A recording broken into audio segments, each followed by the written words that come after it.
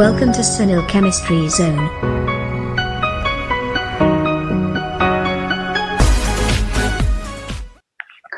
નમસ્તે વિદ્યાર્થી મિત્રો, લાસ્ટ વિડિયો લેક્ચરમાં આપણે SN2 પ્રક્રિયા વિશે સમજી ગયા કે SN2 પ્રક્રિયા કઈ રીતે થાય છે, SN2 પ્રક્રિયા કયા હેલો આલ્કીન સંયોજનો આપે છે, SN2 પ્રક્રિયાની લાક્ષણિકતાઓ શું છે, સાથે સાથે આપણે SN2 પ્રક્રિયાનો આલેખ પણ જોયો અને SN2 પ્રક્રિયા પર અસર કરતા પરિબળો કયા છે અને લાસ્ટમાં આપણે ઘણા બધા એક્ઝામ્પલ્સ પણ જોયા, જે બધી જ પ્રકારના એક્ઝામ્પલના આધારે આપણે SN2 પ્રક્રિયા કોણ કઈ રીતે ઝડપથી આપે છે અથવા ધીમી આપે છે એના વિશે માહિતી મળી.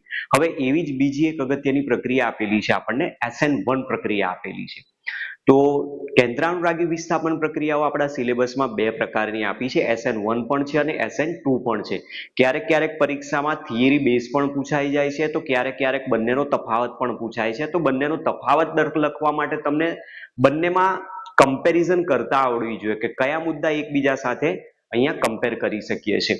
તો આજનો વિડિયો લેક્ચર છે આપણો SN1 રિએક્શન ઉપર આપેલો છે. SN1 પ્રક્રિયામાં પણ આપણે જેવું SN2 માં જોયું છે એ જ પ્રકારના ઉદાહરણો સાથે જ આને કવર કરીશું, જેથી તમારા જે લખાણ સંબંધિત પ્રશ્નો આપેલા છે, પછી સ્વાધ્યાયના જે ક્વેશ્ચન છે, સ્વાધ્યાયમાં તો જનરલી મોટા ભાગે જોઈએ તો SN2 ના જ પ્રશ્નો વધારે આપેલા છે.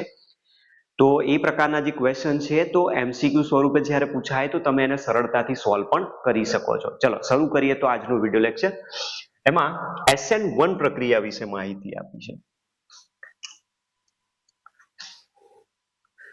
તો સૌથી પહેલા SN1 પ્રક્રિયા જે આપી છે એને કહેવાય છે શું?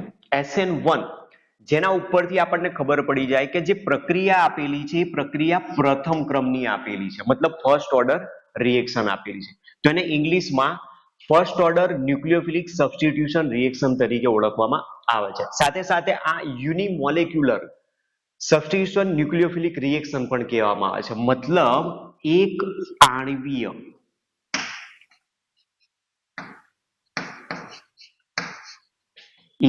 આણ્વીય કેન્દ્રાનુરાગી વિસ્થાપન પ્રક્રિયા.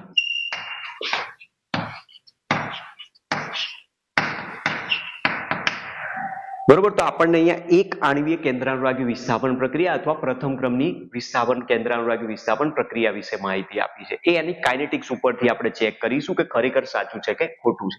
જુઓ, દાખલા તરીકે સામાન્ય એક એક્ઝામ્પલ તમને સમજાવું. સપોઝ માની લો કે મારી પાસે એક આલ્કાઇલ હેલાઇડ છે આ પ્રમાણેનું, અહીંયા હું મૂકી દઉં છું Br અને એની પ્રક્રિયા આપીએ છે H2O વડે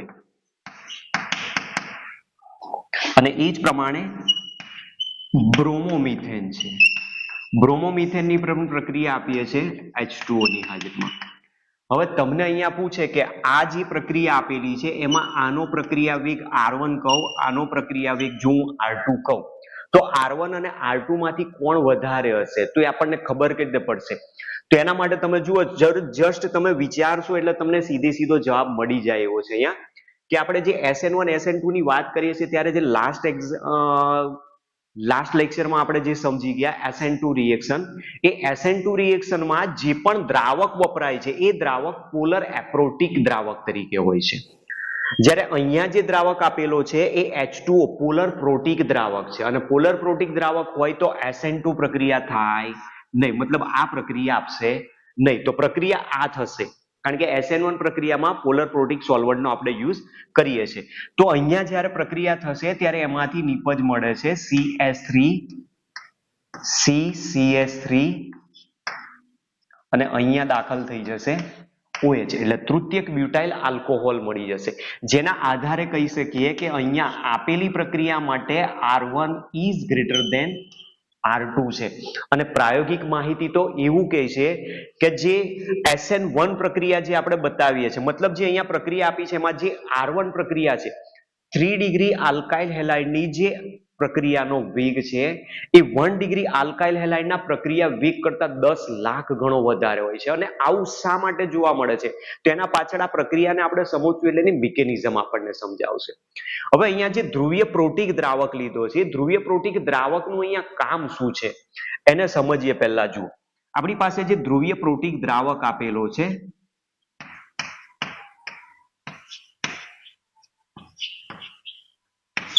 એમાં અહીંયા જોડાયેલો છે બ્રોમિન. બ્રોમિન જોડાયેલો હોવાના કારણે એના ઉપર અંશતઃ ઋણ વીજભાર હોય, કાર્બન ઉપર અંશતઃ ધન વીજભાર હોય. તો હવે જેવો તમે દ્રાવક એમાં એડ કરશો H2O, તો એ H2O ના અણુઓ શું કરશે કે આ બ્રોમિન જે નેગેટિવલી ચાર્જ છે એ H2O ના અણુઓ સાથે આ રીતે એટ્રેક્ટ થવા માંડશે. એટલે H2O ના અણુઓ બ્રોમિન તરફ એટ્રેક્ટ થાય છે એવું આપણે કહી શકીએ. તો આ પ્રમાણે એની અંદર એક પ્રકારનું એટ્રેક્શન ફોર્સ ઉત્પન્ન થાય, જેના કારણે શું થશે કે જે પાણીના અણુઓ છે, પાણીના અણુઓ શું કરે છે, બ્રોમિનને ખેંચશે અને બ્રોમિનને ખેંચીને બ્રોમિનના બંધને ત્યાંથી તોડવાનો પ્રયત્ન કરશે. એટલે અહીંયા જે સોલ્વન્ટ આપેલો છે એ દરમિયાન થાય છે એવી પ્રક્રિયા કે જે દ્રાવક H2O લીધો છે એ H2O પહેલા શું કરે છે, પ્રક્રિયકનું હાઇડ્રેશન કરે છે, સોલ્વેશન કરે છે. અને એ હાઇડ્રેશન દ્વારા અહીંયાથી જે પ્રક્રિયક છે એમાંથી બ્રોમિનને દૂર કરાવી દેશે. અને જેવો બ્રોમિન દૂર થશે એટલે અહીંયા એક પ્રકારે કાર્બોકેટાયન બની જશે, CH3CH3+ Br-. અને જેવું બ્રોમિન દૂર થશે આની આજુબાજુ બધે પાછા H2O ના અણુઓ ફરી વળશે. એટલે આને શું કરી નાખશે, હાઇડ્રેટેડ ફોર્મમાં કરી નાખશે, મતલબ એનું જલીયકરણ કરી નાખશે. એટલે પાણીનો રોલ શું છે, અહીંયા બંનેને એકબીજાથી દૂર કરવાનું કામ કરે છે. અને એના પાછળનું કારણ છે કે પાણીનો ડાઇલેક્ટ્રિક અચળાંક પણ વધારે છે. અને ડાઇલેક્ટ્રિક અચળાંક એનો ખૂબ જ વધુ હોવાના કારણે આ બંધને સરળતાથી બ્રેક કરી શકે છે. અને જ્યારે બંધને તોડીને એ જ્યારે આનું હાઇડ્રેશન કરી નાખે છે ત્યારે જે સોલ્વેશન જેને કહેવાય અથવા હાઇડ્રેશન, એ હાઇડ્રેશન ઉર્જા જે છે એ હાઇડ્રેશન ઉર્જાનું રૂપાંતર પૂરેપૂરું અહીંયા સક્રિયકરણ ઉર્જામાં થઈ જતું હોય છે. અને એ સક્રિયકરણ ઉર્જા મેળવીને બંધ તોડ્યા બાદ પ્રક્રિયા આગળ વધતી હોય છે.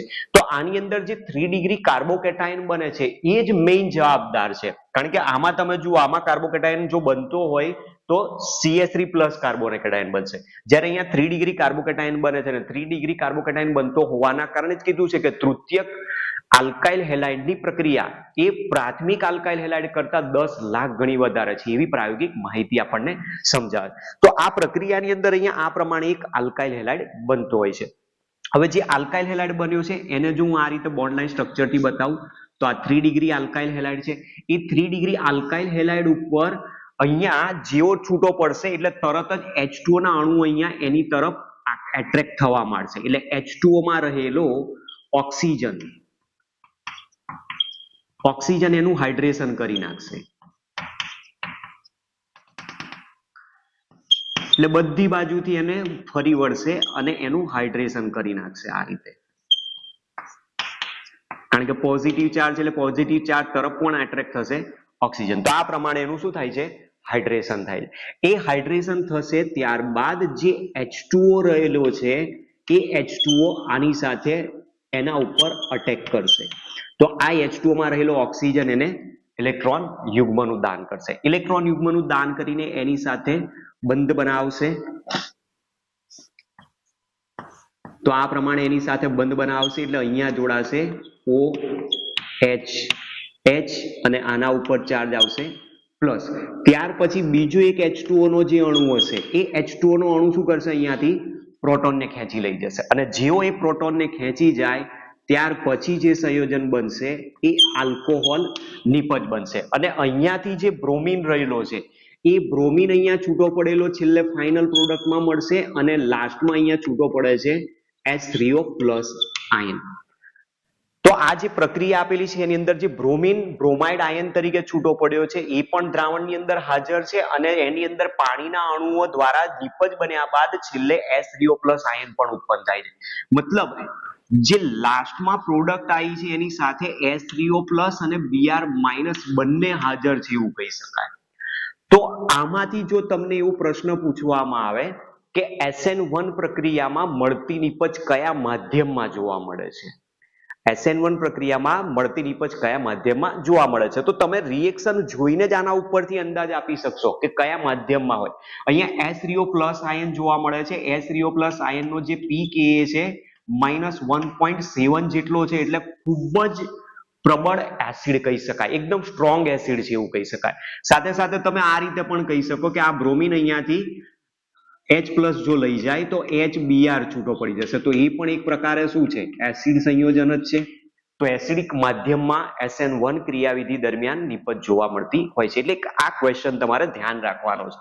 તો અહીંયા જે રિએક્શનની મેં તમને કમ્પેરિઝન બતાવી છે એના પરથી તમને અંદાજ આવી જશે કે જ્યારે પોલર પ્રોટિક સોલ્વન્ટ આપેલો હોય, પોલર પ્રોટિક દ્રાવક આપેલો હોય, તો પ્રક્રિયાઓ SN2 કોઈ દિવસ રિએક્શન નહીં આપે. મતલબ કે પ્રાઇમરી આલ્કાઇલ હેલાઇડ પ્રક્રિયાઓ આપશે નહીં. પણ જો એની જગ્યાએ 3 ડિગ્રી આલ્કાઇલ હેલાઇડ હશે તો એકદમ ઝડપથી સરળતાથી પ્રક્રિયાઓ આપશે. અને એમાં H2O નો રોલ અહીંયા શું છે? આ બોન્ડને બ્રેક કરવાનો છે. બોન્ડને બ્રેક કરીને એને સોલ્વેશન દ્વારા જે એનર્જી ઉત્પન્ન થાય છે એને એક્ટિવેશન એનર્જી તરીકે આપે છે, અને એના દ્વારા એ નિપજમાં પરિવર્તિત કરાવતો હોય છે. અને એક આ MCQ જસ્ટ યાદ રાખજો, જો કદાચ ક્યાંક તમારે જરૂર પડે તો, કે કયા માધ્યમમાં SN1 ક્રિયાવિધિ દરમિયાન નિપજ જોવા મળતી હોય છે. બરાબર છે? તો આ એક શોર્ટ મેં હિન્ટ તમને આપી છે કે અહીંયા એકચ્યુઅલી હવે આપણે આગળ થિયરીમાં શું કરવાનું છે. તો થિયરીની મિકેનિઝમ સમજીએ, મિકેનિઝમ ઉપરથી એના કી પોઈન્ટ સમજીએ, કી પોઈન્ટ્સ પરથી એના પોટેન્શિયલ એનર્જીના ડાયોગ્રામને સમજીએ, પછી બાકીના પોઈન્ટ સમજજો આગળ.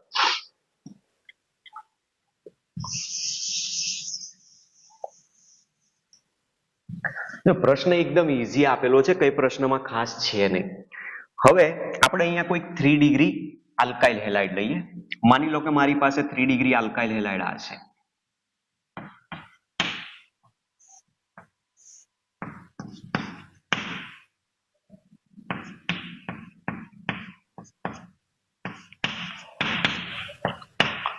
અને અહીંયા જોડાયેલો છે Br અથવા હેલાઇડ તરીકે લઈ લઈએ છીએ આપણે, X- અથવા Br જ મૂકી દઈએ, ચાલો. બરોબર છે? હવે અહીંયા થશે શું કે આની અંદરથી આનો પાર્શિયલી નેગેટિવ ચાર્જ હોય છે, આનો પાર્શિયલી પોઝિટિવ ચાર્જ હોય છે. તો જે પ્રથમ તબક્કો છે એ પ્રથમ તબક્કામાં આ બ્રોમિન અહીંયાથી શું કરે છે? ઇલેક્ટ્રોન પેર લઈને રિલીઝ થઈ જશે. કારણ કે આપણે જે SN1 પ્રક્રિયા લઈએ છીએ એ SN1 પ્રક્રિયાની અંદર આપણે જે પોલર પ્રોટિક સોલ્વન્ટ લઈએ છીએ એની હાજરીમાં જ બોન્ડ બ્રેક થઈ જાય છે. તો મતલબ અહીંયા ન્યુક્લિયોફાઇલની પ્રબળતાની કોઈ એટલી બધી જરૂર પડતી નથી. અને ન્યુક્લિયોફાઇલ અટેક કરવા પ્રયત્ન બી કરશે તો અહીંયા તો 3 મોટું કદ ધરાવતા આલ્કાઇલ સમૂહ છે, સરળતાથી બેક સાઈડથી અટેક કરી શકશે નહીં. પણ અહીંયા દ્રાવકની હાજરીમાં બ્રોમિનનો બંધ તૂટી જાય છે, એટલે Br- તરીકે દૂર થાય છે. હવે એકચ્યુઅલી થાય છે શું આની અંદર? Br- તરીકે દૂર થાય એના પહેલા આમાંથી એક ટ્રાન્ઝિશન સ્ટેટ બનતી હોય છે. હવે ટ્રાન્ઝિશન સ્ટેટ બને છે એટલે એમાંથી ટ્રાન્ઝિશન સ્ટેટ એટલે સંક્રાંતિ અવસ્થા આ રીતે બને છે. R, આ એક R' બતાવ્યો છે વેજ લાઈનમાં, બીજો એક R' છે ડેશ લાઈનમાં, R'. અને અહીંયાથી શું કરે છે? બ્રોમિન જે છે એ બ્રોમિન ઇલેક્ટ્રોન પેર લઈને બંધ તોડીને છૂટા પડવાનો પ્રયત્ન કરતો હોય છે. તો આવી એક ટ્રાન્ઝિશન સ્ટેટ પહેલા તૈયાર થાય છે. તો આ છે આપણી પાસે ટ્રાન્ઝિશન સ્ટેટ 1. હવે જે ટ્રાન્ઝિશન સ્ટેટ બની એમાંથી આ બ્રોમિન રિલીઝ થાય છે, અને બ્રોમિન જેવું રિલીઝ થશે એટલે સેન્ટ્રલ કાર્બન છે, સેન્ટ્રલ કાર્બન ઉપર પ્લસ ચાર્જ આવી જશે, અને પ્લસ ચાર્જ આવે તો એના કારણે અહીંયા બનાવી દેશે કાર્બોકેટાયન. અહીંયા છે R' અને અહીંયા છે R'. તો આ રીતનું શું બની ગયું? કાર્બોકેટાયન બની જાય. તો અહીંયા કાર્બોકેટાયન બને છે એનો મતલબ એક મધ્યવર્તી બને છે. મધ્યવર્તી જેને કહેવાય છે ઇન્ટરમીડિયેટ,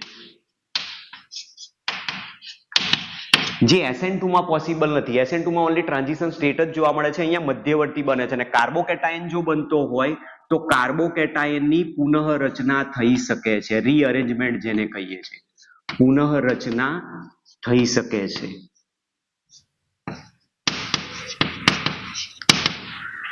હવે જ્યારે કાર્બોકેટાયન બને છે ત્યારે એ કાર્બોકેટાયનનું સંકરણ છે sp2.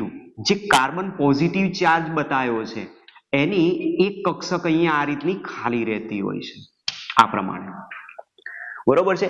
આપણે જે અહીંયા જોઈએ છે મુજબ જે 3 આલ્કાઇલ સમૂહ છે, એક આલ્કાઇલ સમૂહ ઉપર, એક આલ્કાઇલ સમૂહ આ તરફ અને એક આલ્કાઇલ સમૂહ આ તરફ રહેતો હોય છે. એટલે એક જ સમતલમાં ગોઠવાયેલા છે અને એક જ સમતલમાં ગોઠવાયેલા હોવાના કારણે sp2 હાઇબ્રિડાઇઝેશન દર્શાવેલું છે. હવે જ્યારે ન્યુક્લિયોફાઇલ છે એ ન્યુક્લિયોફાઇલ આના ઉપર અટેક કરશે. તો ન્યુક્લિયોફાઇલ જ્યારે અટેક કરશે તો એ અટેક ક્યાં કરશે એના વિશે સમજવાનું. એના પહેલા આપણી પાસે જે પહેલું સ્ટેપ આપેલું છે, પહેલા સ્ટેપમાં શું થાય છે, બ્રોમિન ધીમે ધીમે બંધ તોડીને ત્યાંથી છૂટો પડવાનો પ્રયત્ન કરે છે. મતલબ આ જે તબક્કો આપેલો છે કેવો છે, સ્લો તબક્કો છે. અને સ્લો તબક્કો છે એને જ આપણે કહીએ છીએ પ્રક્રિયા વેગ નક્કી કરતો તબક્કો, RDS. હવે જેવો કાર્બોકેટાયન બન્યું, એ કાર્બોકેટાયનનું આયુષ્ય તો ક્ષણિક છે. તો કાર્બોકેટાયન શું કરશે, ઝડપથી સ્થાયી થવા પ્રયત્ન કરે. તો જે નેક્સ્ટ સ્ટેપ આવશે એ કેવું થઈ જશે, ફાસ્ટ થઈ જશે.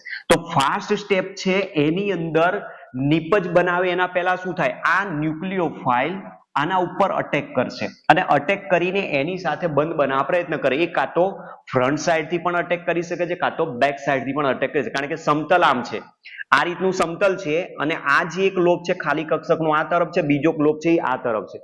એટલે ન્યુક્લિયોફાઇલ ફ્રન્ટ સાઈડ થી પણ અટેક કરી શકે છે, બેક સાઈડ થી પણ અટેક કરી શકે. એટલે બે રીતની નિપજો બનાવી શકે. પણ એ નિપજ બને એના પહેલા અહીંયા બીજી એક ટ્રાન્ઝિશન સ્ટેટ જોવા મળે છે અને એ જે ટ્રાન્ઝિશન સ્ટેટ છે એમાં આ રીતે બંધારણ આવે. અહીંયા કાર્બન છે, એના ઉપર આલ્કાઇલ સમૂહ જોડાયેલો છે, આ અહીંયા R ડેશ અને અહીંયા છે R ડબલ ડેશ. તો અહીંયા હું શું કરું છું, અત્યારે હાલમાં જે આગળનો લોબ છે એની સાથે ન્યુક્લિયોફાઇલને અટેચ થતો બતાવું છું. તો જે ન્યુક્લિયોફાઇલ છે માની લો કે અહીંયા અટેચ થાય છે, તો ન્યુક્લિયોફાઇલ જેવો અટેચ થવાનો પ્રયત્ન કરશે એટલે આ બીજી એક ટ્રાન્ઝિશન સ્ટેટ બની જાય. અને એ જે બીજી ટ્રાન્ઝિશન સ્ટેટ આપેલી છે એમાંથી પછી એ ઝડપથી એની સાથે બંધ બનાવી દેશે અને બંધ બનાવીને જ્યારે નિપજ બનાવે તો નિપજ એક આપણને આ રીતે મળશે. એ આગળની બાજુએથી અટેક કરે છે તો આગળની બાજુએથી જ્યારે અટેક થશે ત્યારે એની નિપજ આ રીતે આવશે, અહીંયા જોડાઈ જશે ન્યુક્લિયોફાઇલ. બરાબર. અને બીજી પોસિબિલિટી છે કે પાછળની બેક સાઈડ થી પણ અટેક કરી શકે અને જો પાછળની બેક સાઈડ થી અટેક કરશે તો ન્યુક્લિયોફાઇલ આ રીતે જોડાશે અને બંધ બનાવશે R. અને આ જે છે એ વેજ લાઈન આ બાજુ આવી જશે, dash line, sorry dash line આ રીતે ગોઠવાઈ જશે R ડબલ ડેશ, અને આ જે વેજ લાઈન છે એ આ તરફ આવી જશે R ડેશ તરીકે. તો આ પ્રકારની બે એકબીજાથી વિરુદ્ધ દિશામાં ન્યુક્લિયોફાઇલ ગોઠવાવાથી બે એક પ્રકારના પ્રતિબિંબી સમઘટકો મળશે. અને જે પ્રતિબિંબી સમઘટકો મળે એમાં આનું 50% ભાગ હોય, આનો પણ 50% ભાગ હોય. એટલે અહીંયા જે બતાવ્યું છે મુજબ કે આ આના પછી બનતો હોય છે, ટ્રાન્ઝિશન સ્ટેટ થયા પછી. તો આ પણ 50% જોવા મળશે અને આ પણ 50% જોવા મળશે. એમાંથી એક આ ડી પ્રકારનું સબવિન્યાસ બતાવતો હોય સ્મોલ ડી અને બીજો હોય સ્મોલ એલ પ્રકારનો. મતલબ કે એક ડેક્સ્ટ્રો રોટેટરી હોય છે તો બીજો લીવો રોટેટરી હોય છે. તો જ્યારે ડેક્સ્ટ્રો અને લીવો બંને 50-50% મિશ્રણ આપેલા હોય, ડેક્સ્ટ્રો પ્લસ લીવો બંનેનું 50-50% મિશ્રણ જ્યારે આપેલું હોય ત્યારે એને આપણે DL અથવા પ્લસ માઇનસ તરીકે દર્શાવીએ છીએ અને એને કહેવાય છે રેસિમિક મિશ્રણ. અને જે રેસમિક મિશ્રણ છે, રેસમિક મિશ્રણ પ્રકાશ ક્રિયાશીલતા દર્શાવતું નથી. તો આ પ્રકારની આપણને શરૂઆતમાં મિકેનિઝમ બતાવેલી છે. એમાં ધ્યાન રાખવાનું, SN2 પ્રક્રિયા જે હતી એની અંદર આપણને ટ્રાન્ઝિશન સ્ટેટ મળતી હતી, જ્યારે અહીંયા શું છે, SN1 જે પ્રક્રિયા આપેલી છે એમાં ઇન્ટરમીડિયેટ બને છે અને ઇન્ટરમીડિયેટ બનતો હોવાથી આ એક ફર્સ્ટ સ્ટેપ કહેવાય અને આને સેકન્ડ સ્ટેપ કહેવામાં. તો સેકન્ડ સ્ટેપ ખૂબ જ ઝડપી છે, જ્યારે ફર્સ્ટ સ્ટેપ છે એ કેવું છે, ધીમું. તો મતલબ ધીમો તબક્કો પ્રક્રિયાનો વેગ નક્કી કરે છે. તો પ્રક્રિયાનો વેગ માત્ર ને માત્ર કોના ઉપર આધાર રાખે છે, સબસ્ટ્રેટની સાંદ્રતા ઉપર જ આધાર રાખે છે. કારણ કે જે ન્યુક્લિયોફાઇલ છે, ન્યુક્લિયોફાઇલ ફાસ્ટ સ્ટેપમાં દાખલ થાય છે એટલે એની સાંદ્રતામાં કોઈ પણ ચેન્જ કરો એના દ્વારા કોઈ પણ પ્રકારની એની અસર જોવા મળવાની નથી. અને એટલા માટે અહીંયા આપણને કહેવામાં આવેલું છે કે પ્રક્રિયા જે છે માત્ર ને માત્ર પ્રથમ તબક્કા ઉપર જ આધારિત છે, RDS ઉપર જ આધારિત છે. અને એટલા માટે પ્રક્રિયા માત્ર એક જ અણુની સાંદ્રતા ઉપર આધારિત હોવાથી એને નામ આપેલું છે એક આણ્વિક કેન્દ્રાનુરાગી વિસ્થાપન પ્રક્રિયા. સાથે સાથે તમે જોજો કે આની અંદર અહીંયા જેટલા સ્ટેપ બને છે ને એટલી ટ્રાન્ઝિશન સ્ટેટ બને છે, જેટલા સ્ટેપ આવે છે એટલી જ ટ્રાન્ઝિશન સ્ટેટ આવે છે. અને એ જે ટ્રાન્ઝિશન સ્ટેટ આપેલી છે એમાં જે ઇન્ટરમીડિયેટ છે એ ઇન્ટરમીડિયેટ 2 TS વચ્ચેથી પસાર થાય છે. કોઈ પણ પ્રક્રિયા લેશો તમે, જેટલા તબક્કામાં થતી હશે એટલા જ તબક્કા, જેટલા તબક્કા હશે ને એટલી ટ્રાન્ઝિશન સ્ટેટ મળશે, અને એક મધ્યવર્તી 2 ટ્રાન્ઝિશન સ્ટેટની વચ્ચેથી જ હંમેશા પસાર થતી હશે. તો એનો જે આલેખ આવશે એ આલેખ પણ આ રીતે આવશે. હવે પ્રશ્ન એ થશે કે આમાં ઘણા વિદ્યાર્થી એવા છે કે જે ખાલી બોર્ડની એક્ઝામ આપવાના છે, ગુજકેટ આપવાના છે, JEE નીટ આપવા વાળા નથી, તો એવું વિચારતા હશે કે સર આટલું બધું અમારે બોર્ડની એક્ઝામમાં લખવાનું, ના, આટલું બધું લખવાનું નથી. આ જે મેં બતાવ્યું છે, જે લોકો JEE નીટની એક્ઝામ આપવાની તૈયારી કરવાના છે, આ મેં એક્સ્ટ્રા પોઈન્ટ એ લોકો માટે દર્શાવ્યો છે. તમારે તો ખાલી આ વસ્તુ લખવાની છે, બરાબર છે. આ ફર્સ્ટ સ્ટેપ, સેકન્ડ સ્ટેપ અને આ પ્રમાણેના 2 વિન્યાસ સમઘટકો બતાવી દેવાના રેસેમિક મિશ્રણ સ્વરૂપે. આ એની મેઇન મિકેનિઝમ આ કહેવાય.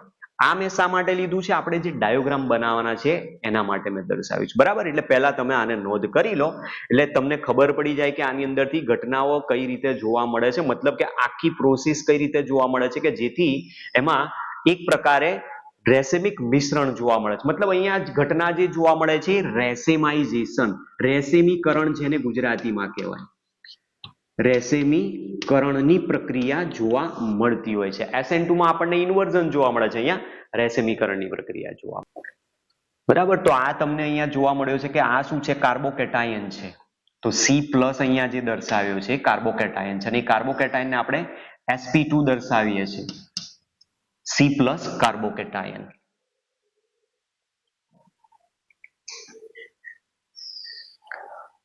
SN1 રિએક્શનની લાક્ષણિકતાઓ. કી પોઈન્ટ્સ કયા મળશે આપણને આમાં? તો જુઓ, સૌથી પહેલો જે કી પોઈન્ટ છે એ કયો? કે પ્રક્રિયા 2 તબક્કામાં થાય છે. પ્રક્રિયા 2 તબક્કામાં થાય છે. બીજો કી પોઈન્ટ કે પ્રક્રિયા 2 તબક્કામાં થાય છે, એમાં પ્રથમ તબક્કો ધીમો છે, એટલે ધીમો તબક્કો પ્રક્રિયાનો વેગ નક્કી કરે છે. ધીમો તબક્કો પ્રક્રિયાનો વેગ નક્કી કરે, અને ધીમો તબક્કો જે પ્રક્રિયાનો વેગ નક્કી કરે છે એના આધારે જો પ્રક્રિયાનો વેગ લખીએ તો rate is directly પ્રપોઝનલ two only substrate જ આવશે, બરાબર. કારણ કે પ્રથમ ધીમા તબક્કામાં માત્ર સબસ્ટ્રેટ જ કામ કરે છે. ન્યુક્લિયોફાઇલ તો અટેક કરે છે ફાસ્ટ સ્ટેપની અંદર છે, અને એની સાંદ્રતા ઉપર કોઈ દિવસ એની અસર થાય નહીં. તો is equal to K into concentration S આવશે, જેનો ઘાતાંક 1 છે, તો મતલબ N બરાબર 1 છે, અને N બરાબર 1 હોય તો કહી શકીએ કે પ્રક્રિયા પ્રથમ ક્રમની છે. પ્રથમ ક્રમની પ્રક્રિયા છે. તો આની અંદર એ પણ આપણને ખબર પડી ગઈ કે પ્રક્રિયા જે આપેલી છે એનો પ્રક્રિયા ક્રમ બરાબર જ શું છે? એની આણ્વિકતા છે. કારણ કે એક જ અણુ કામ કરે છે આની અંદર પ્રક્રિયામાં, સબસ્ટ્રેટ એકલો જ, અને સાથે સાથે પ્રક્રિયા ક્રમ પણ એનો એક જ દર્શાવેલો છે. ત્રીજો કી પોઈન્ટ, ત્રીજો પોઈન્ટ આમાં મધ્યવર્તી કાર્બોકેટાયન બને છે. મધ્યવર્તી કાર્બોકેટાયન બને છે, જેની પુનઃરચના એટલે કે રીઅરેન્જમેન્ટ, જેની પુનઃરચના થઈ શકે છે. તો કાર્બોકેટાયન રીઅરેન્જમેન્ટ કરવા માટે શું કરશે? કાં તો હાઇડ્રાઇડ શિફ્ટ કરે, કાં તો મિથાઇલ શિફ્ટ કરે, કાં તો ફિનાઇલ શિફ્ટ કરે, યા પછી રિંગ એક્સપેન્શન પણ દર્શાવી શકે છે. આવું બધું આવતું હતું 11મા ની અંદર. આપણા સિલેબસની અંદર કોઈ ભણાવે છે કે નથી ભણાવતા આપણને કશું ખબર નથી. ત્રીજો પોઈન્ટ, જે પ્રક્રિયા આપેલી છે એ પ્રક્રિયાની અંદર નિર્બળ કેન્દ્રાનુરાગીની જરૂર હોય. નિર્બળ કેન્દ્રાનુરાગી પ્રક્રિયક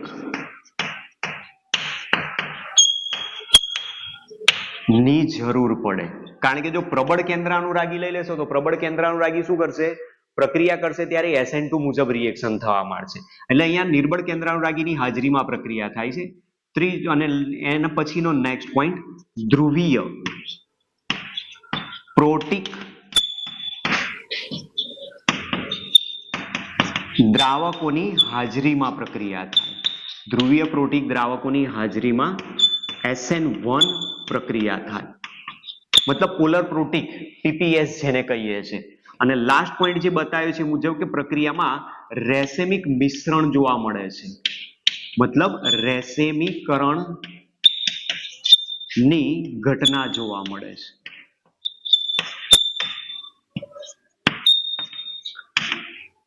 તો આ બધા શું થઈ ગયા, એના કી પોઈન્ટ્સ આપણને મળી ગયા. આટલી વસ્તુ તમારે લખવી જ પડે. પ્રશ્ન SN1 નો હોય કે SN2, પ્રક્રિયાની ક્રિયાવિધિ દર્શાવો, ક્રિયાવિધિના આધારે તમે એને કી પોઈન્ટ્સ બધા બતાવી દો. અને કી પોઈન્ટ્સ લખશો એટલે મોટા ભાગની તમારી થિયરી કવર થઈ જતી હોય. અને પછી લાસ્ટમાં અહીંયા તમે એને એક્ઝામ્પલ આપી શકો છો કે જે આલ્કાઇલ હેલાઇડ આપેલો છે, આલ્કાઇલ હેલાઇડમાં કોણ ઝડપથી પ્રક્રિયા આપે, તો 3 ડિગ્રી સૌથી ઝડપથી પ્રક્રિયા આપશે, ત્યાર પછી 2 ડિગ્રી આપશે, ત્યાર પછી 1 ડિગ્રી અને સૌથી છેલ્લે આપશે મિથાઇલ હેલાઇડ. તો અહીંયા એક વસ્તુ આપણે જોઈ શકીએ છીએ કે જે આલ્કાઇલ હેલાઇડ છે એમાં અવકાશી અવરોધ વધારે હશે. અહીંયા અવકાશી અવરોધ વધારે હશે, અહીંયા અવકાશી અવરોધ ઓછો હશે. તો જેમ અવકાશી અવરોધ વધતો જશે એમ આલ્કાઇલ સમૂહની પ્લસ આઈ અસર પણ વધતી જાય છે. અને એ પ્રમાણે પ્રક્રિયા પણ ઝડપથી થતી જોવા મળતી હોય છે. કારણ કે પ્લસ આઈ અસર જે બતાવી છે, પ્લસ આઈ અસર મેઇનલી કોના ઉપર કામ કરશે, કાર્બોકેટાયનની સ્થિરતા ઉપર. જે ઇન્ટરમીડિયેટ બન્યો છે એને સ્થાયી કરવાનું કામ કરશે આલ્કાઇલ સમૂહની પ્લસ આઈ અસર. તો એ પ્રમાણે પણ અહીંયા આપણે આનો છેલ્લે એક પોઈન્ટમાં બતાવી શકીએ છીએ કે કોણ આલ્કાઇલ હેલાઇડ તરીકે ઝડપથી પ્રક્રિયા આપી શકશે. તો આ એના કી પોઈન્ટ્સ આપ્યા છે. કી પોઈન્ટ્સ પછી આપણે એનો પોટેન્શિયલ એનર્જીનો ડાયોગ્રામ શું આવે છે, ડાયોગ્રામ સમજીએ.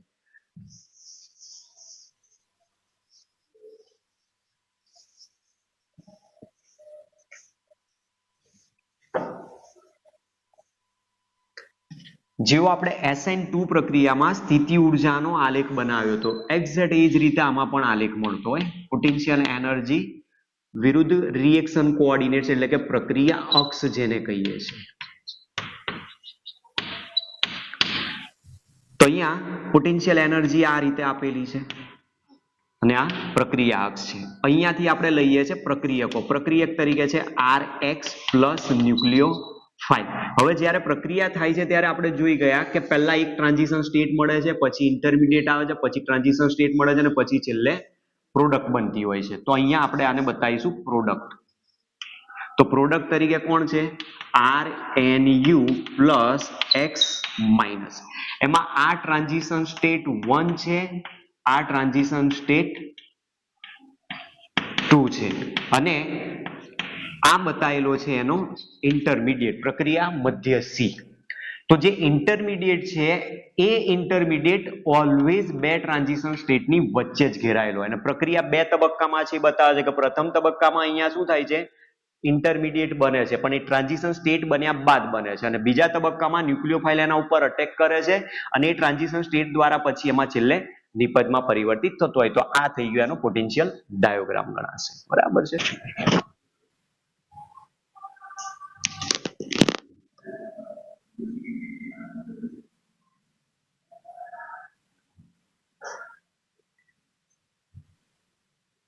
લો કે આપણી પાસે કેન્દ્રાનુરાગી પ્રક્રિયક છે, આલ્કાઇલ હેલાઇડ છે, કેન્દ્રાનુરાગી પ્રક્રિયક છે. આલ્કાઇલ હેલાઇડની અહીંયા કોઈક સાંદ્રતા લઉં છું, કેન્દ્રાનુરાગી પ્રક્રિયકની કોઈ સાંદ્રતા લઉં છું અને અહીંયા પ્રક્રિયાનો વેગ બતાવું છું જેને આપણે સ્મોલ r તરીકે ગણીએ છીએ.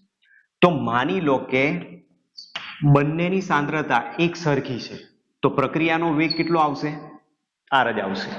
હવે ધારો કે આની સાંદ્રતા હું કરી દઉં છું 2 મોલર અને આની સાંદ્રતા હું 1 જ રાખું છું.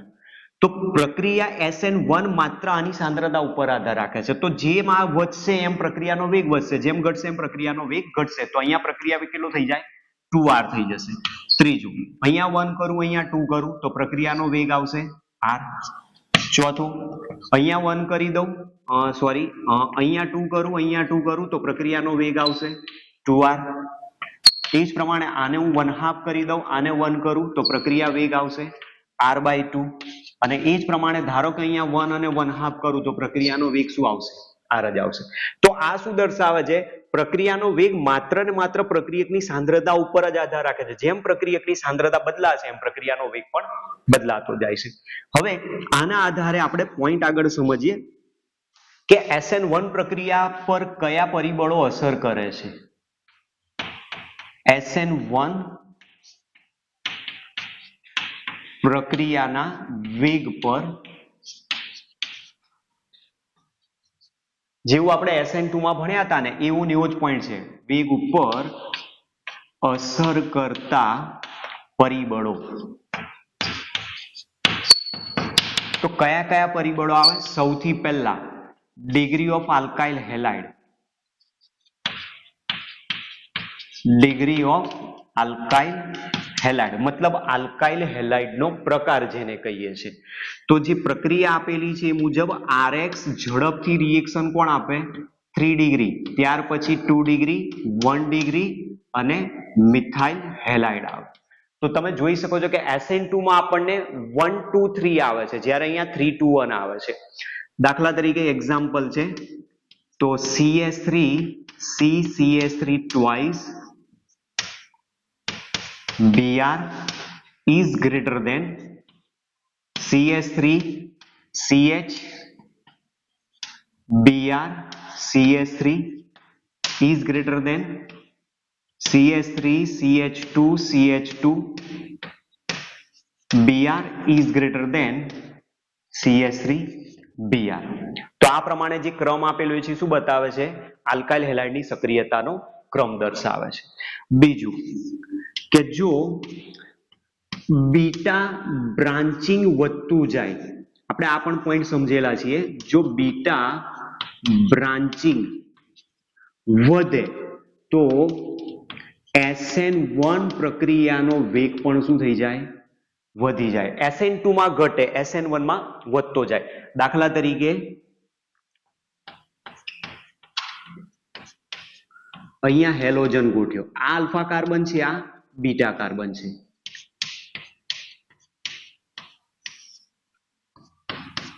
Alpha beta.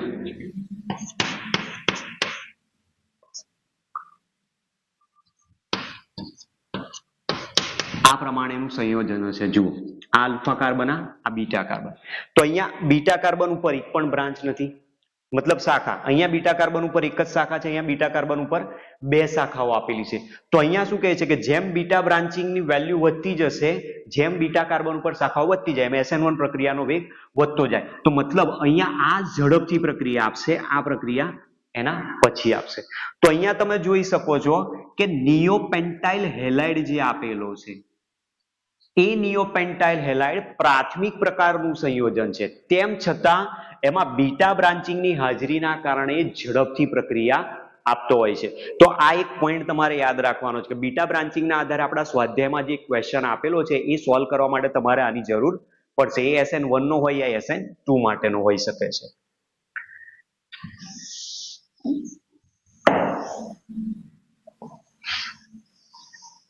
ત્રીજું પરિબળ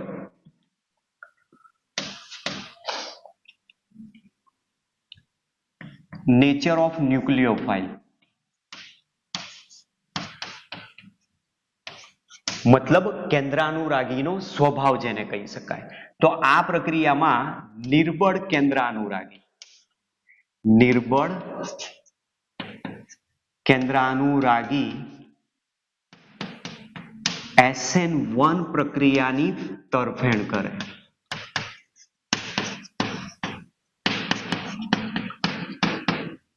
મતલબ SN1 રિએક્શનમાં નિર્બળ કેન્દ્રાનુરાગી આપેલો હશે તો એને ફેવર કરી શકે. તો નિર્બળ કેન્દ્રાનુરાગીની હાજરીમાં પ્રક્રિયાઓ ઝડપથી થાય. દાખલા તરીકે H2O છે, આલ્કોહોલ છે, અથવા તો પછી એસિડ છે. આ બધા શું છે? પોલર પ્રોટિક સોલ્વન્ટ આપેલા છે. અને પોલર પ્રોટિક સોલ્વન્ટ તરીકે જ્યારે પોતે સંયોજન સ્વરૂપે આપેલા હોય ત્યારે બધા કેવા છે? નિર્બળ કેન્દ્રાનુરાગી તરીકે આપેલા.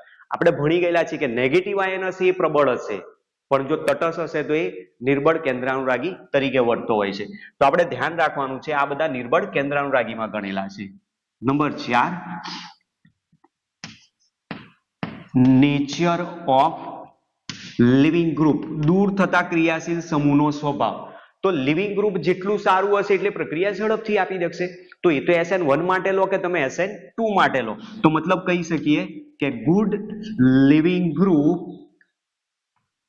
SN1 અથવા SN2 બી, બરાબર, બંને આવી શકે છે આની અંદર. SN1 અથવા SN2 ઝડપથી આપે.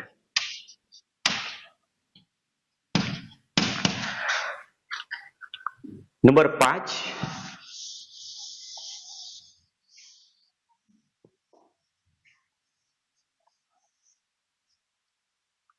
દ્રાવકનો સ્વભાવ.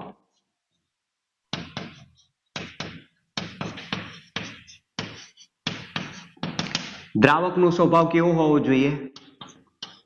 પોલર પ્રોટિક, ધ્રુવીય પ્રોટિક દ્રાવક. SN1 ઝડપથી આપે. બરોબર, એટલે પોલર પ્રોટિક દ્રાવક હોવો જોઈએ. હવે એમાં પણ જ્યારે દ્રાવક તરીકે H2O નો ઉપયોગ થાય ત્યારે એ પ્રક્રિયાને કહેવાય છે હાઇડ્રોલિસિસ. હાઇડ્રોલિસિસ કહેવાય. જો અહીંયા આલ્કોહોલ વપરાય અને એમાં પણ મિથેનોલ હોય તો એને કહેવાય મિથેનોલિસિસ. મિથેનોલિસિસ. જો ઇથેનોલ હોય C2H5OH તો એને કહેવાય ઇથેનોલિસિસ. તો આ રીતના જે પોલર પ્રોટિક સોલ્વન્ટ આપેલા છે, પોલર પ્રોટિક સોલ્વન્ટ કયા પ્રકારના આપ્યા છે એના આધારે પ્રક્રિયાને નામ ઓળખાય છે. બાકી જનરલી પોલર પ્રોટિક સોલ્વન્ટ પોતે જ જ્યારે કેન્દ્રાનુરાગી તરીકે વર્તતો હોય એવી પ્રક્રિયા કે જેમાં દ્રાવક પોતે જ કેન્દ્રાનુરાગી પ્રક્રિયક તરીકે વર્તે તે જ પ્રક્રિયાઓને આપણે સોલ્વોલિસિસ કહીએ છીએ. તો તમારે આ એક વસ્તુ ધ્યાન રાખવાનું, જ્યાં પણ આમાંથી કોઈ પણ શબ્દ આપેલો હોય એ પ્રક્રિયા હંમેશા કઈ ક્રિયાવિધિને અનુસરશે? તો SN1 ક્રિયાવિધિને જ અનુસરે છે. એટલે ઘણી જગ્યાએ ક્વેશ્ચન MCQ આપેલો હોય ત્યારે આવા શબ્દો વાપરેલા હોય છે. એ શબ્દો આપણને એક પ્રકારની હિન્ટ આપે છે અને હિન્ટના આધારે આપણે જવાબ નક્કી કરી શકીએ છીએ. બરાબર, નોંધ.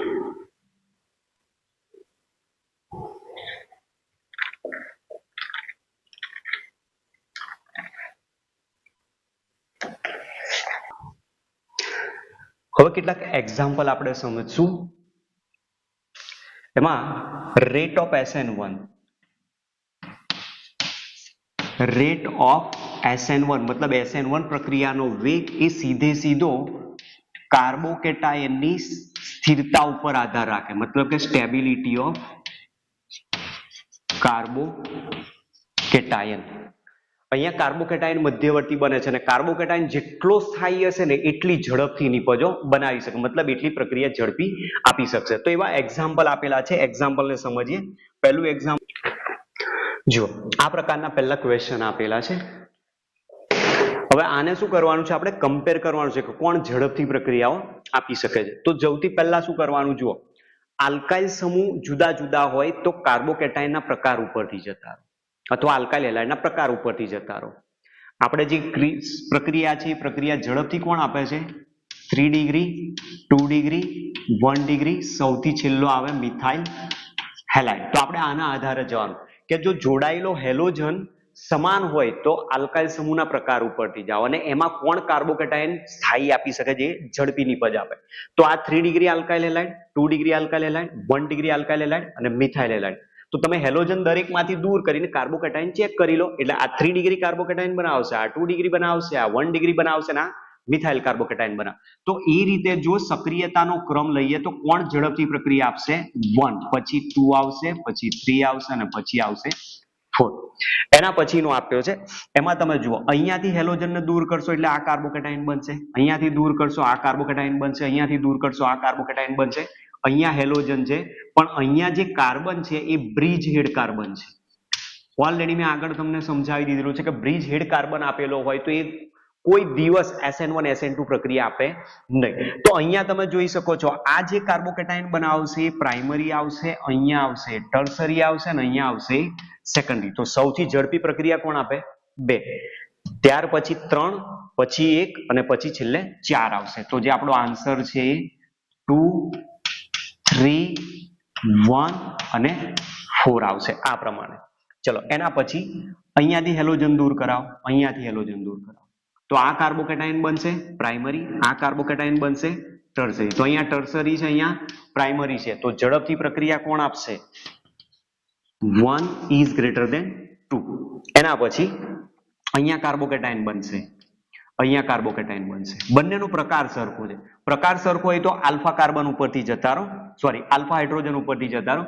અહીંયા જે આલ્ફા કાર્બન છે એની પાસે 2 હિડન હાઇડ્રોજન, આની પાસે 1 હિડન હાઇડ્રોજન, તો અહીંયા ટોટલ 3 આલ્ફા H છે. એ જ વસ્તુ તમે અહીંયા જુઓ, આની પાસે 3 હાઇડ્રોજન હશે કારણ કે અહીંયા CH3 છે અને 1 હાઇડ્રોજન અહીંયા છે, એટલે I આલ્ફા કાર્બન છે, I આલ્ફા કાર્બન 3 ની 4 છે, તો અહીંયા 4 આલ્ફા હાઇડ્રોજન છે. મતલબ સૌથી ઝડપથી પ્રક્રિયા કોણ આપશે? અહીંયા 1 નંબર આપશે. બરાબર. એટલે આ ઉદાહરણ તમારે આ રીતના બધા ચેક કરવાના છે. બીજા એક્ઝામ્પલ પણ તમને સમજાવું છું કઈ રીતે જવાબ શોધવાના છે. નોંધ કરી લો પહેલા અને વ્યવસ્થિત ધ્યાનથી સમજીને નોંધ કરજો. જ્યાં જ્યાં પોઈન્ટ આઉટ કરેલા છે પોઈન્ટ આઉટ કરજો. જેમ કે અહીંયા બ્રિજ હેડ બતાવ્યો છે, અહીંયા 3 આલ્ફા અને 4 આલ્ફા હાઇડ્રોજન બતાવ્યા છે, એના આધારે આપણે જવાબ લઈએ છીએ. એટલે હિન્ટ તમારે ખાસ લખતું રહેવાનું જોડે.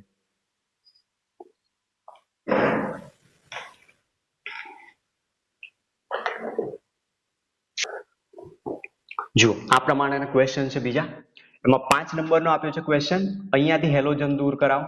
તો આ તો તમને ખબર જ પડી જાય કે આ કયા પ્રકારનું સંયોજન છે, 3 ડિગ્રી, 2 ડિગ્રી અને 1 ડિગ્રી. તો મતલબ ઝડપથી પ્રક્રિયા કોણ આપશે? 1, 2 અને 3. અહીંયા જે આ નંબર 1, નંબર 2, નંબર 3 એ રીતે જવાબ લખું છું, ધ્યાન રાખજો. ચલો એ જ પ્રમાણે આની અંદર જુઓ, અહીંયાથી તમે હેલોજન દૂર કરાવશો. ઓલરેડી 3 ડિગ્રી તો છે જ, આ 3 ડિગ્રી છે, આ 2 ડિગ્રી છે, આ 1 ડિગ્રી, તો ડાયરેક્ટ તમે એના આધારે પણ જવાબ અહીંયા લખી શકો છો. અથવા કાર્બોકેટાઇન જો અહીંયાથી બનાવશો તો આ કાર્બન પ્લસ બનશે, આ કાર્બન પ્લસ બનશે, આ કાર્બન અહીંયા પ્લસ બનશે. પણ આ ધન વીજભારિત કાર્બન એક જ ફિનાઇલ સમૂહ સાથે જોડાયેલો છે, એક બેન્ઝીન રિંગ છે, એટલે એક જ બેન્ઝીન રિંગના કારણે સંસ્પંદન થશે. આમાં 2 બેન્ઝીન રિંગના કારણે સંસ્પંદન થશે. અહીંયા 3 બેન્ઝીન રિંગ સંસ્પંદન દર્શાવશે. તો જેટલી વધારે સંસ્પંદન રચનાઓ એટલી વધારે કાર્બોકેટાઇનની સ્થિરતા. તો મતલબ અહીંયા પણ ઝડપથી પ્રક્રિયા કોણ આપશે? 1, 2 અને 3 આવશે. ત્યાર પછીનો એક આ ક્વેશ્ચન અગત્યનો છે, આને ધ્યાનથી સમજજો. ક્વેશ્ચન શું કહેવા માંગે છે જુઓ, અહીંયાથી તમે કાર્બોકેટાઇન બનાવો, આમાંથી કાર્બોકેટાઇન બનાવશો એટલે આ રીતે બનશે. અહીંયા ડબલ બોન્ડ છે, આ પ્લસ ચાર્જ છે. હવે આ જે કાર્બોકેટાઇન બન્યો એ કાર્બોકેટાઇનમાં 4 પાઈ ઇલેક્ટ્રોન છે, અને 4 પાઈ ઇલેક્ટ્રોન જો હોય તો એ સંયોજન કેવું છે? એન્ટી એરોમેટિક છે. એરોમેટિક હોય તો એની સ્થિરતા વધારે હોય. એના પછી નોન એરોમેટિક આવે ને સૌથી છેલ્લો આવે એન્ટી એરોમેટિક. તો આ એન્ટી એરોમેટિક છે, એટલે એન્ટી એરોમેટિક હોવાના કારણે આ ઝડપથી પ્રક્રિયા આપશે નહીં. એટલે આની અંદર લગભગ રિએક્શન જ નહીં થાય, અનસ્ટેબલ છે એટલા માટે, કારણ કે આ કેવો છે? અસ્થાયી છે. બીજામાં કાર્બોકેટાઇન બનાવીશું તો કાર્બોકેટાઇન આ રીતે બનશે. અહીંયા કાર્બન ઉપર પ્લસ ચાર્જ, તો આમાં રેઝોનન્સ સ્ટેબિલાઇઝેશન જોવા મળશે, મતલબ સંસ્પંદન જોવા મળશે. તો સંસ્પંદન સ્થિરતા આમાં જોવા મળશે. અને ત્રીજામાં તો તમે અહીંયાથી દૂર કરશો એટલે આ તો sp3 કાર્બન છે, એટલે આ કાર્બોકેટાઇન કરતા સંસ્પંદન દ્વારા સ્થાયી થતો જે કાર્બોકેટાઇન છે ઝડપથી પ્રક્રિયા આપે.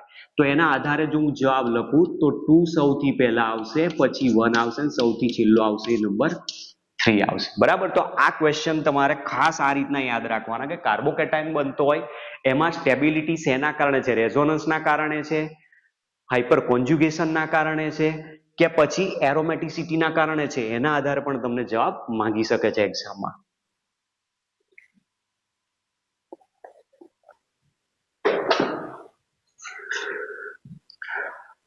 નેક્સ્ટ ઉદાહરણ નંબર 7.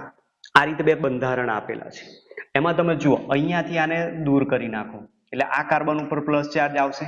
જેવો આના ઉપર પ્લસ ચાર્જ આવશે ત્યારે થશે શું? આ પણ ઇલેક્ટ્રોન યુગ્મ આ તરફ જશે, આ ઇલેક્ટ્રોન આમ આવશે, આ ઇલેક્ટ્રોન આમ આવશે, પાઈ ઇલેક્ટ્રોન. તો એના કારણે શું થાય છે? એક રેઝોનન્સ બનાવે છે, અને એ રેઝોનન્સમાં ટોટલ 6 પાઈ ઇલેક્ટ્રોન છે, અને 6 પાઈ ઇલેક્ટ્રોન હોય તો સંયોજન કેવું બની જાય? એરોમેટિક બની જાય. અને એરોમેટિક જો સંયોજન બનતો હોય કાર્બોકેટાઇન સ્વરૂપે તો એની સ્ટેબિલિટી વધારી દે. જ્યારે આમાં કાર્બોકેટાઇન ઓનલી રેઝોનન્સ બતાવશે પણ એરોમેટિક નહીં આવી શકે આમાં. બરાબર. અહીંયા જે કાર્બોકેટાઇન બનશે એમાં તમે જુઓ, આને હું પ્લસ ચાર્જ કરી દઉં તો આ કાર્બોકેટાઇન જે પ્લસ આવશે એ કાર્બોકેટાઇન sp3 બની જશે અહીંયા, અને સાથે સાથે એમાં 4 પાઈ ઇલેક્ટ્રોન આવશે. તો અહીંયા 6 પાઈ ઇલેક્ટ્રોન એરોમેટિક છે, અહીંયા 4 પાઈ ઇલેક્ટ્રોન છે, એન્ટી પ્રક્રિયા આપશે 1 આપશે. સેકન્ડ પછી પ્રક્રિયા આપે. પછી અહીંયા કાર્બોકેટાઇન બનશે, આમાં કાર્બોકેટાઇન અહીંયા બનશે. આ સાદો આલ્કાઇલ સમૂહ છે, જ્યારે અહીંયા શું કરશે, આ બેક બોન્ડિંગ કરશે, આની સ્થિરતા વધી જાય તો આ કાર્બોકેટાયન ઝડપથી પ્રક્રિયામાં ભાગ લે, એટલા માટે આ સંયોજન ઝડપી પ્રક્રિયા આપશે. હવે એ જ રીતે આમાં છે, જુઓ અહીંયા કાર્બોકેટાયન બનાવો, અહીંયા કાર્બોકેટાયન બનાવો, બંનેનો પ્રકાર સરખો જ છે, સેકન્ડરી, પણ આમાં રેઝોનન્સ સ્ટેબિલાઇઝેશન જોવા મળશે. તો સંસ્પંદન જોવા મળશે, અહીંયા સંસ્પંદન જોવા નહીં મળે. તો સાદા કાર્બોકેટાયન કરતા સંસ્પંદન દર્શાવતા કાર્બોકેટાયનની સ્થિરતા હંમેશા વધારે હોય છે. ત્યાર પછી આની અંદર આ કાર્બન ઉપર પ્લસ ચાર્જ આવશે, બ્રોમિન છે, ટર્સરી સંયોજન છે, બ્રોમિન જોડાયેલું છે, સેકન્ડરી સંયોજન છે, બ્રોમિન જોડાયેલું છે, પ્રાઇમરી સંયોજન છે. હવે આમાં ઘટના શું બને છે, અહીંયા આની અંદર કાર્બોકેટાયન બનશે તો માત્ર ને માત્ર સંસ્પંદન દર્શાવશે. અહીંયા કાર્બોકેટાયન જો બનશે તો આ સંસ્પંદન અને સાથે સાથે બાજુમાં એક આલ્કાઇલ સમૂહની પ્લસ આઈ અસર બતાવે. તો એના કારણે કાર્બોકેટાયન થોડોક ઝડપથી સ્થાયી થઈ શકશે. જેટલો કાર્બનનો ધન વીજભાર જલ્દી ઓછો થાય એટલો જલ્દી સ્થાયી થાય. જ્યારે અહીંયા શું છે, એક એરોમેટિક રિંગ સંસ્પંદન અને બે પડોશમાં CH3 ની પ્લસ આઈ અસર પણ છે. અહીંયા ખાલી રેઝોનન્સ, અહીંયા રેઝોનન્સ અને પ્લસ આઈ અસર, અહીંયા રેઝોનન્સ અને બે મિથાઇલની પ્લસ આઈ અસર છે. એટલે આમાં કાર્બન પરનો ચાર્જ જલ્દી ઓછો થઈ જાય, એટલે આ જલ્દી સ્થાયી થઈ જશે એવું કહેવાય. તો મતલબ જલ્દી નિપજ કોણ બનાવી શકે, પહેલો સંયોજન છે, ત્યાર પછી સેકન્ડ, પછી 3 આવશે. ત્યાર પછી જુઓ અહીંયા જે કાર્બોકેટાયન બનશે એ કાર્બોકેટાયનને ફરીથી આ પાછો અહીંયા બેક બોન્ડિંગ કરશે, તો આની સ્ટેબિલિટી વધારે જોવા મળે, તો આ ઝડપથી પ્રક્રિયા આપશે. ત્યાર પછી આ અહીંયા કાર્બોકેટાયન બનાવશે, આ કાર્બોકેટાયન અહીંયા બનાવશે. આપણે તો મેઇન આ જ જોવાનું છે ને કે કાર્બોકેટાયનની સ્થિરતા ક્યાં વધારે જોવા મળે, એ પ્રમાણે પ્રક્રિયાનો વેગ જોવા મળે. તો અહીંયા કાર્બોકેટાયન બને છે, અહીંયા પણ કાર્બોકેટાયન બને. અહીંયા કાર્બોકેટાયન સેકન્ડરી છે, અહીંયા પણ સેકન્ડરી છે, પણ આ કાર્બોકેટાયનમાં શું જોવા મળશે, અહીંયાથી પાઈ ઇલેક્ટ્રોન બેન્ઝીન રિંગના સંસ્પંદન દર્શાવશે, જે વસ્તુ આમાં શક્ય નહીં બને. અને એટલા માટે અહીંયા ફર્સ્ટ છે એના કરતા સેકન્ડની રિએક્ટિવિટી વધારે જોવા મળશે. તો સેકન્ડ જલ્દી પ્રક્રિયા આપે. ત્યાર પછી જે આપેલો છે એમાં તમે જુઓ, અહીંયાથી તમે હેલોજન દૂર કરશો તો આ કાર્બોકેટાયન બનશે, અહીંયાથી હેલોજન દૂર કરશો તો આ કાર્બન કાર્બોકેટાયન બની જશે. એટલે બંને જે કાર્બોકેટાયન બને છે એમાં એક વસ્તુ ડિફરન્ટ છે. અહીંયાથી સમજાવું છું, જુઓ આને હું હટાવી દઉં, આ હેલોજન અહીંયાથી હટાવો તો આ કાર્બોકેટાયન બનશે, આ હેલોજન અહીંયાથી હટાવો તો આ કાર્બન પોઝિટિવલી ચાર્જ થઈ જશે. તો કાર્બોકેટાયન છે બંનેમાં 3 ડિગ્રી જ, પણ અહીંયા સાદો આલ્કાઇલ સમૂહનો કાર્બન છે, જ્યારે અહીંયા સાયક્લો જ્યાં CPM બનતો હોય એની સ્ટેબિલિટી હંમેશા વધારે, કારણ કે એની અંદર બનાના બોન્ડ પ્રકારની રચના જોવા મળે છે, જે સામાન્ય બંધ કરતા ખૂબ જ મજબૂત બનતી હોય છે, અને એના કારણે આ ઝડપથી પ્રક્રિયા આપી શકે. અને એમાંય જો TCPM આવી જાય, ટ્રાય સાયક્લો પ્રોપાઇલ મિથાઇલ કેટાયન સ્વરૂપે જોવાઈ જાય, તો આ તો સૌથી વધુમાં વધુ સ્થાયી કાર્બોકેટાયન આપેલો છે. અને આવું તમને ક્યાંય બીજું સ્ટ્રક્ચર જોવા મળે કે જેમાં 3 રિંગ જોડાયેલી હોય, આ રીતની ત્રિબંધ ધરાવે, 3 સાયક્લોપ્રોપાઇલ રિંગ ધરાવેલી, અને એવો જો કાર્બોકેટાયન જોવા મળે તો એને જ સૌથી પહેલા તમારે પ્રાયોરિટી આપી દેવાની. એટલે જે હેડ ઓફ ધી ફેમિલી કહી શકાય કાર્બોકેટાયનની અંદર, એ કાર્બોકેટાયનમાં TCPM કેટાયન સૌથી વધારે સ્ટેબલ જોવા મળતો હોય. બરાબર છે, તો નોંધ કરો આને.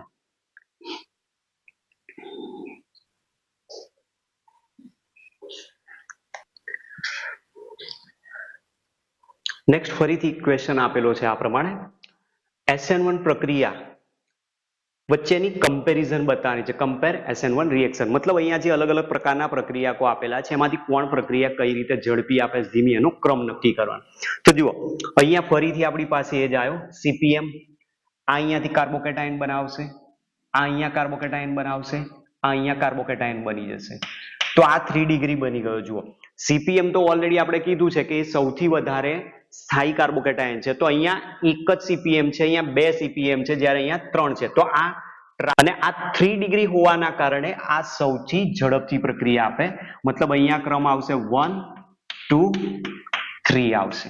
ચલો એ જ પ્રમાણે આની અંદર આમાંથી કાર્બોકેટાયન બનશે તો અહીંયા બનશે, આ કાર્બોકેટાયન બનશે તો અહીંયા, તો આ CPM બને છે. જુઓ આ CPM નથી, તો મતલબ અહીંયા જ્યારે જવાબ લઈશું તો જવાબ શું આવશે, 1 is less than 2 આવશે. હવે જુઓ આ બધા બ્રિજ હેડ પ્રકારની બાયસાયક્લિક સ્ટ્રક્ચર આપેલા છે. બાયસાયક્લિક સ્ટ્રક્ચરમાં બ્રિજ હેડ હોય એ કોઈ દિવસ SN1 SN2 આપે નહીં. તો પ્રકાર પહેલા ચેક કરો. અહીંયા જે હેલોજન જોડાયો છે એમાંથી કાર્બોકેટાયન બનશે 3 ડિગ્રી, અહીંયા જે હેલોજન જોડાયો એમાંથી કાર્બોકેટાયન બનશે 2 ડિગ્રી. અહીંયા જે જોડાયેલો છે આ જે છે બ્રિજ હેડ છે, તો બ્રિજ હેડ આપ્યો તો મતલબ SN1 રિએક્શન અહીંયા થશે નહીં. અને અહીંયા જે જોડાયેલો છે 1 ડિગ્રી છે, તો એ પ્રમાણે જો ક્રમ ચેક કરીએ તો પહેલો નંબર સૌથી ઝડપથી પ્રક્રિયા આપશે, પછી 2 આવશે, પછી 4 આવશે અને સૌથી છેલ્લે આવશે નંબર 3. તો આ એનો ક્રમ આવી જશે. એના પછીનો નેક્સ્ટ, અહીંયા જે કાર્બોકેટાયન બનાવશે અહીંયાથી હેલોજન દૂર કરશો એટલે 3 ડિગ્રી કાર્બોકેટાયન બનશે, અહીંયા 1 ડિગ્રી કાર્બોકેટાયન બનશે. તો આ ઝડપથી પ્રક્રિયા આપી શકે છે. ત્યાર પછી અહીંયાથી તમે આને હેલોજનને રિમૂવ કરશો તો આ 3 ડિગ્રી કાર્બોકેટાયન બનશે. અહીંયાથી હેલોજન દૂર કરશો તો આ 1 ડિગ્રી કાર્બોકેટાયન બનશે. પણ થાય છે શું કે આમાં જે નાઇટ્રોજન છે એ નાઇટ્રોજન બેક બોન્ડિંગ બતાવશે, મતલબ નાઇટ્રોજન શું કરશે અહીંયા પ્લસ એમ ઇફેક્ટ બતાવશે અને એના કારણે આની સ્ટેબિલિટી અહીંયા વધારે છે. તમે એક વસ્તુ ધ્યાનથી જોયું કે જ્યાં કાર્બોકેટાયન સંસ્પંદન દર્શાવતો હોય પ્લસ એમ ઇફેક્ટ બતાવતો હોય ત્યાં મોટાભાગે પ્રાઇમરી હશે ને તોય ઝડપથી પ્રક્રિયા આપે છે. એટલે કહી શકાય છે કે સાદા આલ્કાઇલ સમૂહ ધરાવતા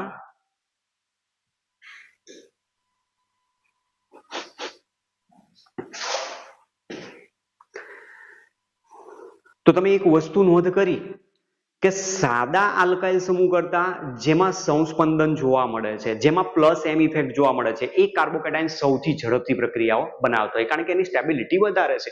તો એ જ રીતે અહીંયા જવાબ આવશે. ત્યાર પછી અહીંયા જુઓ આ જે સંયોજન આપ્યો છે એમાં અહીંયા બેન્ઝીન રિંગ છે. અહીંયાથી તમે હેલોજન દૂર કરશો એટલે આના ઉપર પ્લસ ચાર્જ આવશે, અહીંયાથી દૂર કરશો એટલે આના ઉપર પ્લસ ચાર્જ આવશે. અહીંયા શું થશે, આ રેઝોનન્સ દર્શાવશે. અહીંયા રેઝોનન્સ દ્વારા દર્શાવતું નથી, મતલબ આને સંસ્પંદન સ્થિરતા મળશે, આને સંસ્પંદન સ્થિરતા નહીં મળે. છે બાકી બંને 3 ડિગ્રી છે, પણ અહીંયા સંસ્પંદનના કારણે આ 3 ડિગ્રી કાર્બોકેટાયન વધારે ઝડપથી સ્થાયી થાય એટલે ઝડપથી નીપજ આ દર્શાવશે.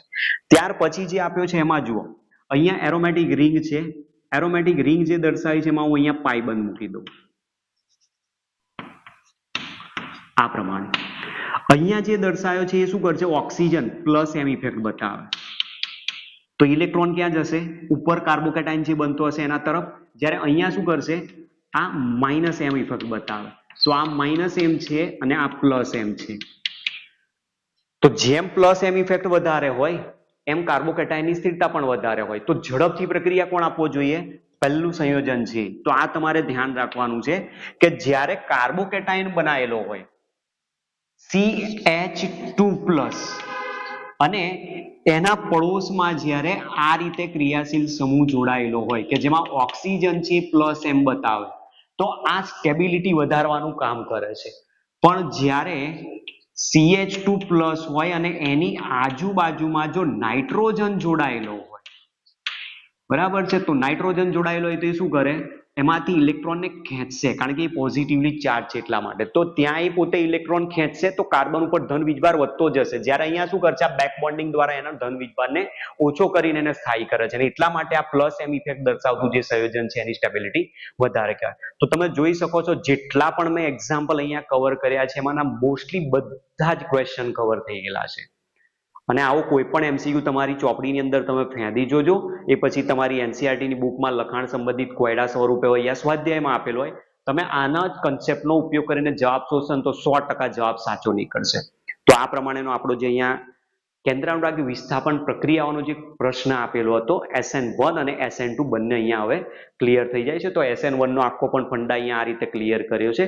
એ જ પ્રમાણે આપણે લાસ્ટ લેક્ચરમાં SN2 વિશે જોઈ ગયા. તો તમારે હવે કશું જ નથી કરવાનું, બંનેની કમ્પેરિઝન કરવાની, બંનેનો તફાવત બનાવી દેવાનો કે તફાવતના મુદ્દા બંનેમાં કયા કયા હોઈ શકે છે. તમે બનાવવાનો પ્રયત્ન કરજો તો તમને તફાવત પણ મળી જશે. અને એવું હશે તો હું નેક્સ્ટ વિડીયો લેક્ચરમાં તફાવતનો ક્વેશ્ચન પણ અહીંયા વિડીયો લેક્ચરમાં કવર કરીને તમને સમજાવી દઈશ. તો આ પ્રમાણેના ક્વેશ્ચન અહીંયા કેન્દ્રાનુરાગી વિસ્થાપન પ્રક્રિયાના અહીંયા પૂર્ણ કરીએ છીએ. મળીએ હવે પછીના નેક્સ્ટ વિડીયો લેક્ચરમાં. Thanks to all.